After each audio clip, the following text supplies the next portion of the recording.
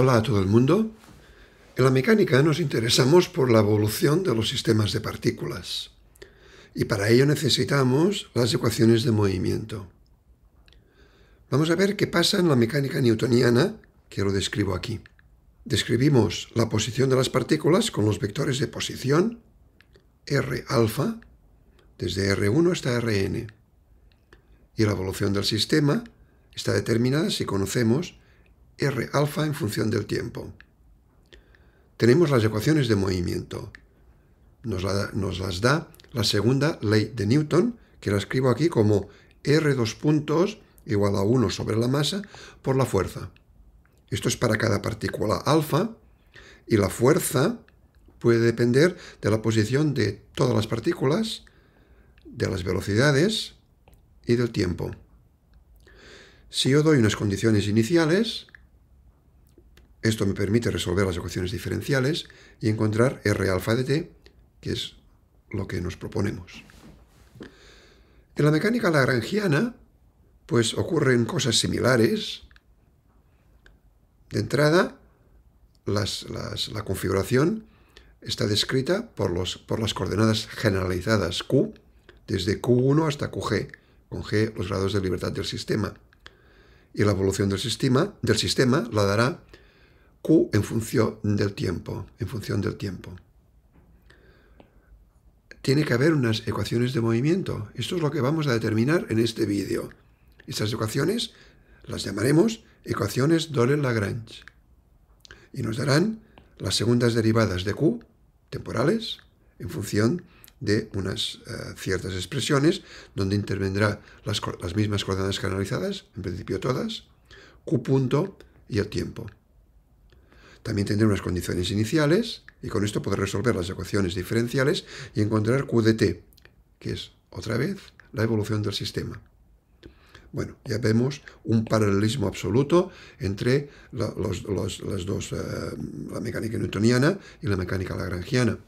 Pero esto era totalmente esperable porque son dos formalismos de una única teoría, que es la mecánica clásica. Para deducir las ecuaciones de Euler-Lagrange, que son las ecuaciones de movimiento de la mecánica lagrangiana, pues disponemos del principio de Hamilton y disponemos también del principio de D'Alembert. Haremos las dos maneras de deducirlas. Esto lo hago porque los dos principios y las dos maneras son de alguna forma complementarias e ilustran aspectos interesantes de la mecánica clásica. En este vídeo, a partir del principio de Hamilton, deduciremos las ecuaciones de Euler-Lagrange. Bueno, pues nos ponemos en camino de poder enunciar el principio de Hamilton. Y empiezo con una coordenada generalizada, Q, con un sistema con un solo grado de libertad, y una coordenada generalizada Q. Voy a llamar a Q estrella la trayectoria real, quiere decir la trayectoria que sigue el sistema. Y le voy a poner estrella porque dentro de poco voy a considerar otro tipo de trayectorias. Aquí represento Q, el plano Q de t, y Q estrella pues va a ser una curva que voy a hacer pasar por estos dos puntos. Estos dos puntos son dos condiciones de contorno. A T1, el valor de Q estrella tiene que ser Q1 estrella. Y a T2, el valor tiene que ser Q2 estrella. Esto es lo que escribo aquí, son las condiciones de contorno que estoy imponiendo. Bueno, pues ahora, en este plano QT, he dibujado en azul otras trayectorias. La roja es Q estrella, es la trayectoria real. Si esto lo amplío con una lupa o con un microscopio, pues veo la trayectoria real en rojo Q estrella y otra trayectoria que estoy considerando que la llamo Q de t. La diferencia entre Q estrella de t y Q de t la llamo delta de QT. Es decir, que la expresión esta me dice que hay una relación entre Q estrella y delta. A delta de QT le llamo la variación de Q. Estas trayectorias en azul no son la real y son de hecho arbitrarias excepto por dos cosas. Primero, son pequeñas, no distan mucho de la roja. Y esto es porque vamos a trabajar a primer orden, en delta de Q. Que sean pequeñas, es realmente esta expresión, esta ecuación me dice que delta de Q, es una imposición que hago, delta de Q es mucho menor que Q de t. Y por otro lado, una segunda condición que yo impongo son las condiciones de contorno. Todas las trayectorias tienen que pasar por los dos puntos que antes he indicado. Esas son las condiciones de contorno. Todas las trayectorias tienen las mismas condiciones de contorno.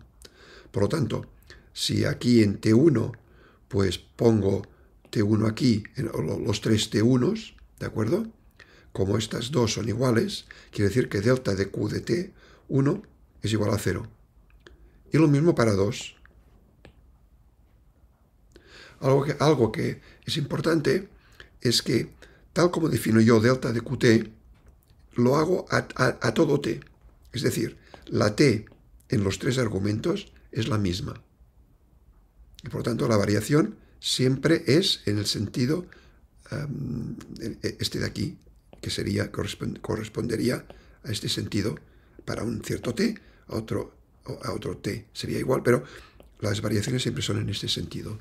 ¿De acuerdo? La misma t en los tres sitios. Bueno, he hecho un solo grado, he trabajado con un grado de libertad y una sola coordenada generalizada, pues para poder dibujar pues esta trayectoria real y las otras trayectorias y que se vea claro, pero realmente yo voy a trabajar con g grados de libertad y la Q negrita, que quiere decir desde Q1 hasta QG. Entonces voy a considerar una trayectoria real, Q estrella de t, que tiene también estas condiciones de contorno. Cuidado que en todas las expresiones en que pongo que algo en negrita es igual a algo en negrita, pues realmente hay una I aquí y una I aquí si queréis. ¿De acuerdo? Es una manera económica de no escribir los índices, pero esto son G ecuaciones.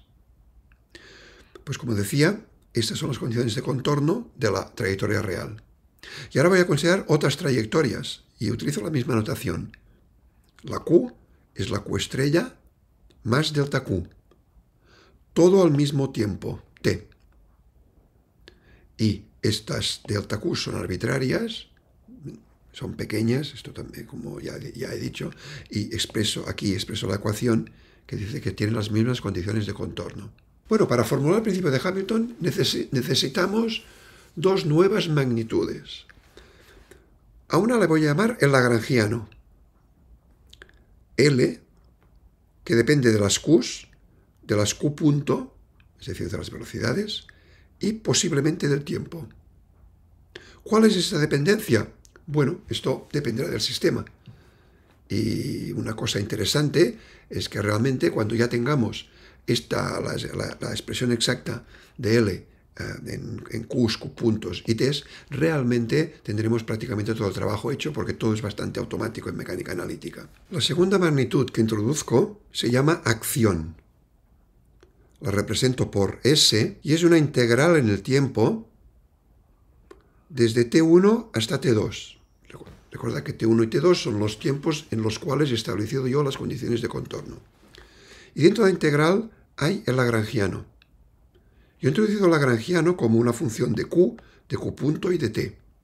Bueno, pues aquí lo que voy a hacer yo es, donde hay Q, voy a introducir una trayectoria concreta de aquellas que estoy considerando. Q de T. Cuando tengo la trayectoria Q de T, calculo la velocidad Q punto, que es la derivada de Q respecto de tiempo. Pongo entre comillas velocidad porque realmente no es la trayectoria real, pero le puedo llamar velocidad. En cualquier caso es la derivada, está muy claro, tiene que ser la derivada con respecto al tiempo. Y esto lo voy a poner aquí de tal forma que me va a quedar aquí Q punto de T.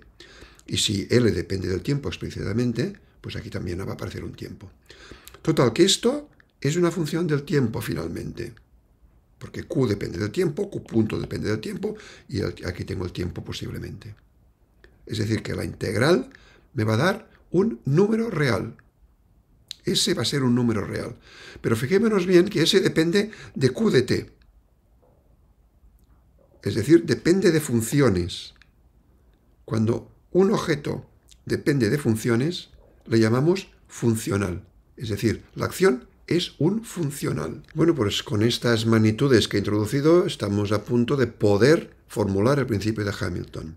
Aquí vuelvo a escribir la acción como una integral temporal del lagrangiano y voy a considerar todas las trayectorias q de t que sean compatibles con las ligaduras y que tienen valores fijados en T1 y en T2, lo que he llamado condiciones de contorno, es decir, Q a T1 y Q a T2 están fijados.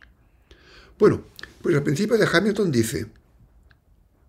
afirma que entre todas las trayectorias Q de T, entre todas ellas, la trayectoria real Q estrella, que sigue el sistema, es la que hace la acción estacionaria. Realmente es un principio que, como veis, es muy simple de enunciar y realmente lo que ocurre es que, a pesar de esta simplicidad, tiene unas consecuencias muy profundas, como vamos a ver inmediatamente. Bueno, pues este principio de Hamilton, que a veces se le llama principio de la acción estacionaria, cosa que se comprende perfectamente porque nos dice que la acción es estacionaria para la trayectoria real del sistema, pues vamos a ver qué quiere decir que sea estacionaria. Nosotros tenemos una Q estrella, que es la trayectoria real del sistema, y la cambiamos a una Q de t, porque la que hemos cambiado por delta de qt. Cuando yo hago este cambio, la acción también cambia. ¿Y cómo cambia? Pues delta de s es la acción en la nueva trayectoria, Q estrella más delta, menos la original, que era solamente en Q estrella. Esto es delta s. Entonces, el principio de Hamilton asegura que el funcional acción es estacionario en Q estrella. Por lo tanto, esta delta S es igual a 0. Cuando digo es igual a 0, y estoy hablando de deltas, pues se tiene que entender que es a primer orden en delta de Q. Es decir, que delta de S igual a 0.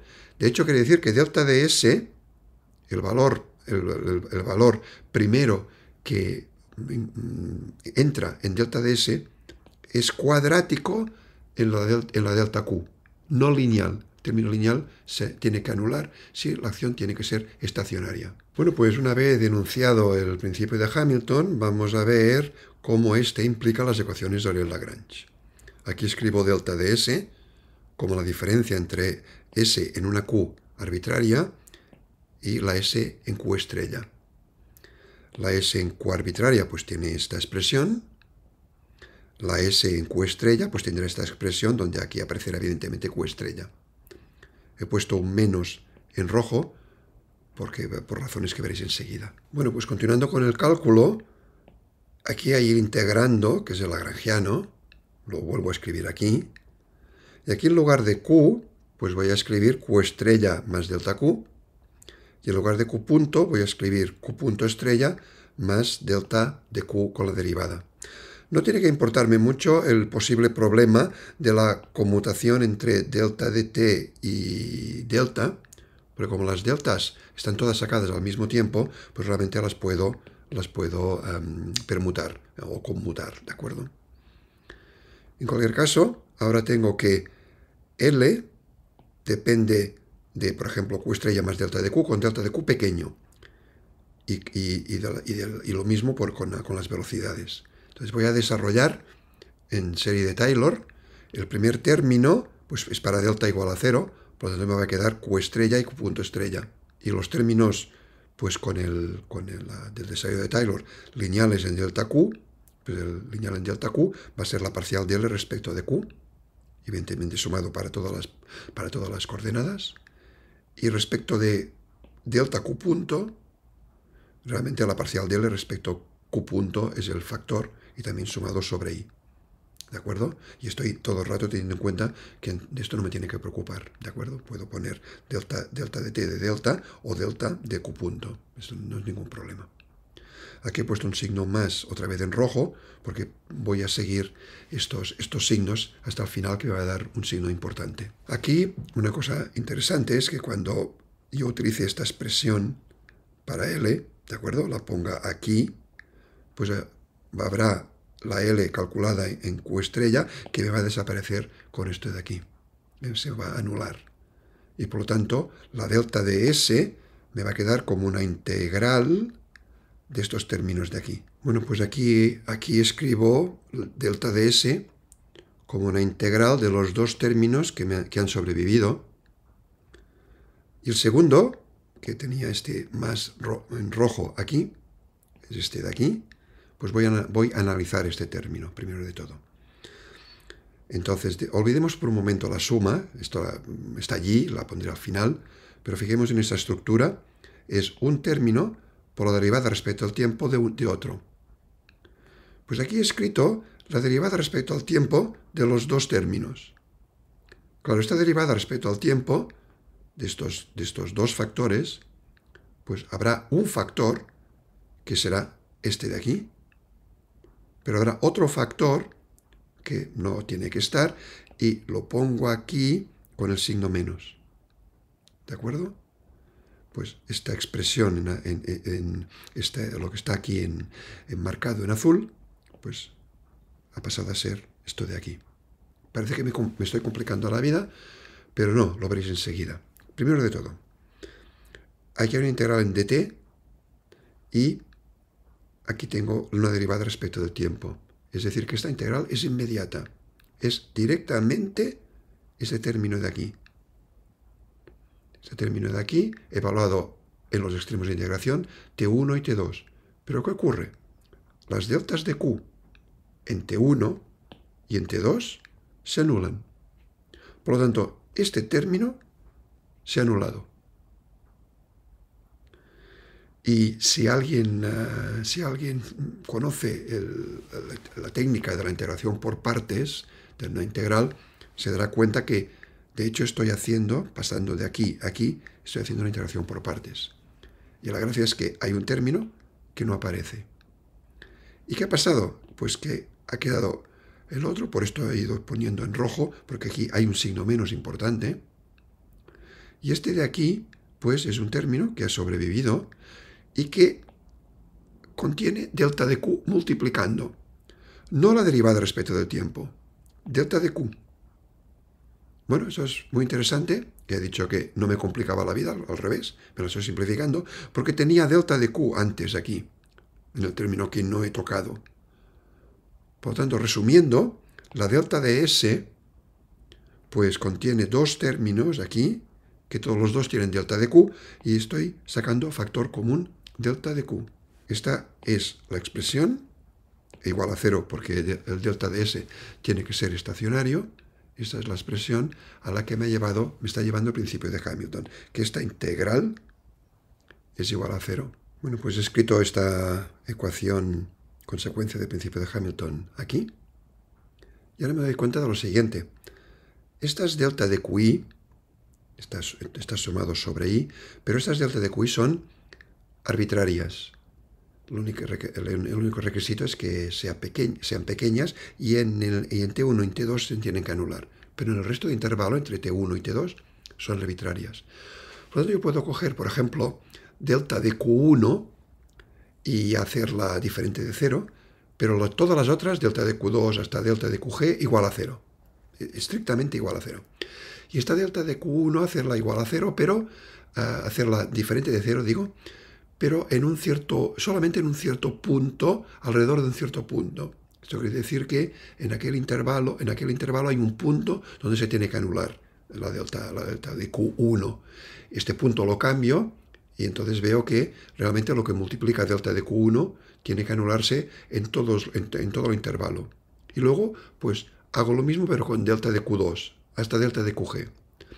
Total, que la consecuencia es que para que esta integral sea igual a 0 con delta de Q, con las deltas de Q arbitrarias, pues lo que está en corchetes se tiene que anular individualmente para cada I.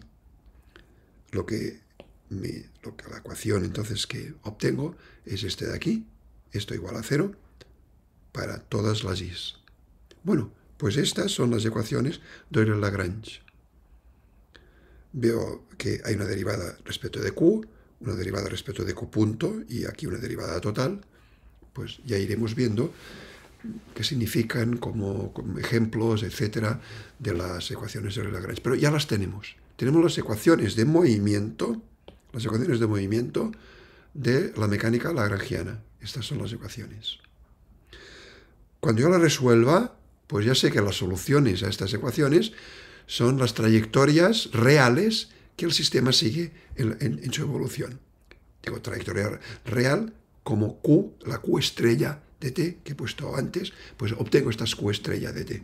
Bueno, pues un comentario importante que tengo que hacer ahora es que hasta ahora hemos trabajado con un número de coordenadas generalizadas igual a g, pero ya he dicho explícitamente en el principio de Hamilton que las deltas de Qt tienen que ser compatibles con las ligaduras, pero lo son porque hay tantas coordenadas generalizadas como grados de libertad. Pero ¿qué pasa cuando yo utilizo coordenadas generalizadas redundantes? Quiere decir que utilizo más coordenadas, aquí utilizo un número p, más coordenadas que los grados de libertad. Luego, claro, hay restricciones. Hay m restricciones donde m es p menos g. Ya he especificado que al principio tiene que ser, las coordenadas tienen que ser, las trayectorias estas que yo considero, tienen que ser compatibles con las ligaduras. Cuando yo hago el cálculo que he hecho anteriormente y llego aquí, pues en el caso anterior he dicho que las deltas de Q, pues puedo hacerlas independientemente igual a 0, 1, todo este argumento que he utilizado para decir que finalmente esto tenía que ser igual a 0. Pero ahora no, porque las delta Qs no son independientes. No puedo decir, las hago todas 0, menos 1. No puedo hacerlo, porque no son independientes. Esto se ve muy claro si saco la variación de delta de phi aquí, y se ve aquí una relación lineal, de hecho, en delta de Q. Bueno, igual no es lineal porque depende de estas derivadas. Pero en cualquier caso, está clarísimo que las deltas de Q no son independientes. ¿Cómo tendremos que trabajar? Bueno, esto lo veremos en el futuro, pero para decir una keyword, ¿no? Una palabra clave, pues son los multiplicadores de Lagrange, en el caso de que las delta de Q no sean independientes. Ahora veo que aquí falta una n, perdonad la rata. Bueno, a continuación quiero hacer algunos comentarios al principio de Hamilton. Primero de todo, tiene que quedar claro que es una hipótesis. Yo como físico teórico digo, voy a adoptar una hipótesis, que es el principio de Hamilton, y a partir de aquí saco las consecuencias. Claro, las consecuencias yo ya sé que son las ecuaciones de Lagrange, que describen el mundo en un rango de validez de la mecánica clásica, y por lo tanto finalmente estoy convencido de que el principio de Hamilton es correcto. Pero siempre se tiene que ser consciente de que es una hipótesis el principio de Hamilton, y en general que cuando desarrollamos nuestras teorías, pues hacemos unas ciertas hipótesis. Todo el mundo estará de acuerdo que el enunciado es muy simple, muy elegante. Realmente es impresionante como realmente con una frase, ¿no? Una frase pues ya realmente se puede enunciar y tiene unas consecuencias muy profundas. Es un principio integral y variacional. A ver, esto es curioso, ¿no? Es un principio integral. O sea, yo tengo un punto t1, un tiempo t1, perdón, y un tiempo t2, y hago una integral que pasa por todos los tiempos, y la propiedad que exijo yo, pues realmente es que esta integral sea estacionaria. O sea, que involucra todos los tiempos. Esto se puede contrarrestar, se puede contraponer con principios diferenciales. Por ejemplo, las ecuaciones de Newton son diferenciales. Me dicen cuál es la aceleración en un punto. En un punto quiere decir en t, cómo cambian las cosas entre t y t más dt. Realmente es interesante que el principio de Hamilton pues, es otra perspectiva. Y es variacional porque realmente hace referencia a que la variación de S sea cero. Es muy potente, como creo que ya he mencionado, pero obtenemos realmente, por ejemplo, las ecuaciones de la mecánica analítica. En el formalismo lagrangiano, que son las ecuaciones de Lagrange. Esto es muy interesante. Otra cosa que vale la pena subrayar es que el principio de Hamilton está formulado con cantidades escalares. L y S son escalares, no son vectores. En mecánica newtoniana pues tenemos la fuerza, la aceleración, son vectores. Esto siempre es más difícil de trabajar con ellos. no es que sea una gran dificultad, pero tenemos que tener en cuenta que si, por ejemplo, hacemos una rotación del sistema de referencia, pues realmente las fuerzas cambian, también cambian las aceleraciones, etc. De esto no nos tenemos que preocupar porque son cantidades escalares. Y en particular son invariantes bajo cambios de coordenadas generalizadas. Esto es un plus, es una propiedad interesante que tiene pues el principio de Hamilton, que cuando nos lleva a las ecuaciones de Euler-Lagrange. Más comentarios son que conecta con otras ramas de la física, por ejemplo con la óptica. El principio de Fermat es un principio variacional que involucra el tiempo como una integral, el tiempo de un rayo de luz que va de un punto del espacio a otro punto del espacio. Ese tiempo es una integral que involucra un índice de refracción arbitrario.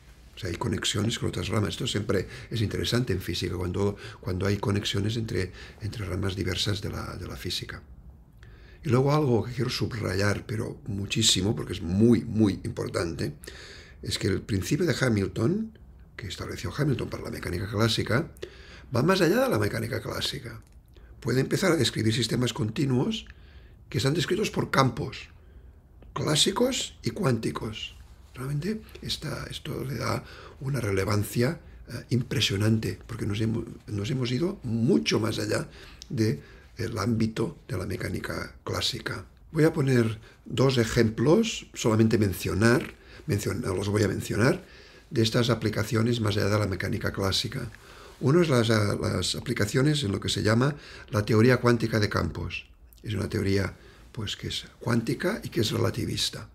Por ejemplo, la electrodinámica cuántica, la cromodinámica cuántica, la teoría electrodébil, todos son teorías de campos pues, cuánticas. Y como he puesto un libro aquí, un libro de Michele Maggiore, todos los libros que describen la QFT, pues utilizan el principio variacional de Hamilton para estas teorías. Aquí pues voy a ampliar, como podemos ver, ¿no? Habla del principio de acción. Aquí tenemos la acción y aquí tenemos que la variación es igual a cero. Esto es para campos cuánticos. Interesante. Y el segundo ejemplo es en la teoría de la relatividad general. Aquí pongo una página de un libro famoso de Weinberg, el premio Nobel Steve Weinberg. Aquí está el título. Y vamos a ver aquí cómo realmente a la acción le llama I, pero es la acción. Y hace el principio de la acción estacionaria. ¿Con qué objetivo? Pues encontrar las ecuaciones de Einstein, de la relatividad general. Es decir, que se pueden deducir a partir del principio de Hamilton. Realmente esto estaréis de acuerdo que es muy, muy interesante. Y con esta observación me despido de todos. Os agradezco vuestra atención.